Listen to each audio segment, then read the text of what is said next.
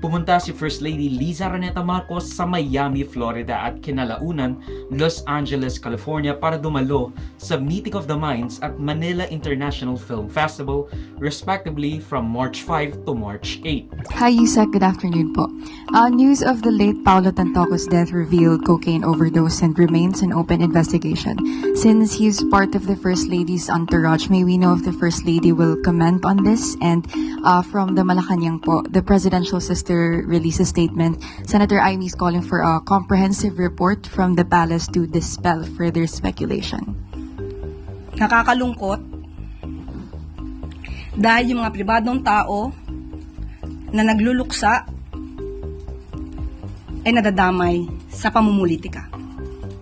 Ginagamit ng ibang mga obstructionists para masira ang First Lady, ang Pangulo at ang administrasyon na ito.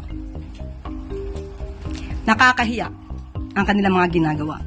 Nung una pa lamang, pinasinungalingan agad ito ng Malacanang, dispelling rumors na nakakulong or kinausap ng LAPD si Liza Araneta Marcos. Hindi rin daw bahagi si Paulo Tantoco sa official entourage ni First Lady Liza Marcos.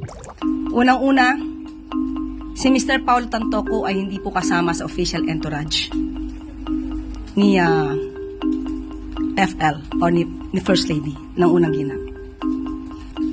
Ito ay mga gawain upang masira ang unang ginang, ang Pangulo at ang administrasyon na ito para sa pampersonal na interes. Tandaan po natin, ang unang ginang po, nung siya ay nasa Los Angeles, ay meron po siyang security service na provide ng US. At meron din po siyang asamang PSG. Hindi rin po siya nag-stay sa nasabing hotel ni Mr. Tantoco. Iba po ang kanyang hotel. At meron po siya mga activities March 8